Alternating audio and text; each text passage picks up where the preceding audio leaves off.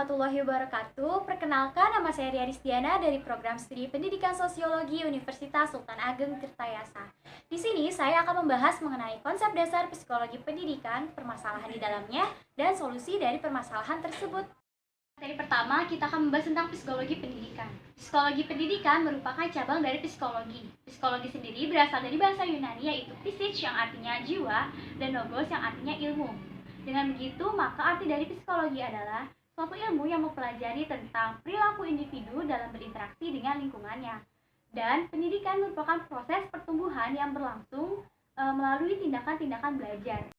Jadi, psikologi pendidikan adalah cabang dari ilmu psikologi yang mengkhususkan diri pada cara memahami pengajaran dan pembelajaran dalam lingkungan pendidikan.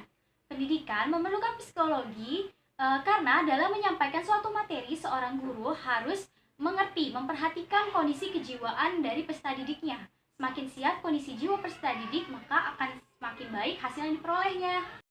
Tidak dapat dipungkiri bahwa sudah sejak lama psikologi pendidikan digunakan sebagai landasan dalam pengembangan teori dan praktek pendidikan, serta telah memberikan kontribusi yang besar terhadap pendidikan.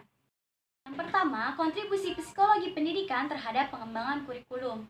Pada intinya, kajian psikologis ini memberikan perhatian terhadap input, proses, dan output agar dapat berjalan dengan baik dengan tidak mengabaikan aspek perilaku dan kepribadian peserta didiknya. Kedua, kontribusi psikologi pendidikan terhadap sistem pembelajaran. Kajiannya telah melahirkan sejumlah prinsip kegiatan pembelajaran, seperti misalnya, seseorang akan benar-benar belajar apabila mereka mempunyai tujuan.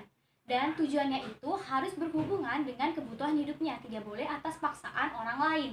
Dan yang ketiga, belajar itu hasilnya akan terbukti dari perubahan kelakuannya. Adalah kontribusi psikologi pendidikan terhadap sistem penilaian. Ini merupakan salah satu aspek terpenting dalam pendidikan karena berguna untuk mengetahui seberapa jauh tingkat keberhasilan pendidikan itu sendiri. Oleh karena itu, betapa pentingnya penguasaan psikologi pendidikan oleh tenaga didik dalam melaksanakan tugas profesionalnya. Permasalahan di dalamnya. Salah satu permasalahan dalam konsep dasar psikologi pendidikan adalah kurangnya motivasi belajar. Adapun faktor-faktor yang melatar belakanginya adalah pertama, kurangnya perhatian guru terhadap peserta didik.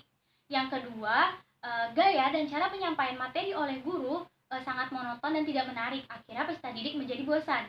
Yang ketiga, adanya pengaruh dari lingkungan sekitar seperti pergaulan teman sebaya oleh teman peserta didik. Yang keempat, kurangnya perhatian dari orang tua juga dapat menyebabkan kurangnya motivasi belajar. Faktor-faktor tersebut menyebabkan peserta didik tidak memiliki impian atau cita-cita yang jelas, tidak memiliki percaya diri, menganggap dirinya tidak pintar, dan berpikir bahwa sekolah atau pendidikan hanya menjadi formalitas saja untuk mencari pekerjaan. Gimana sih solusinya? Nah, solusinya yang pertama, dengan menggunakan metode belajar dan kegiatan belajar yang beragam. Karena peserta didik menyukai hal-hal yang variasi. Variasi akan membuat siswa tetap konsentrasi dan termotivasi untuk belajar. Yang kedua, jadikan siswa peserta aktif. Jangan jadikan siswa peserta yang pasif, karena akan meningkatkan minat dan rasa keingintahuannya jika mereka aktif. Yang ketiga, pemberian reward and punishment. Reward diberikan kepada peserta didik yang aktif dalam pembelajaran, dan punishment diberikan kepada peserta didik yang membuat suasana kelas menjadi tidak kondusif.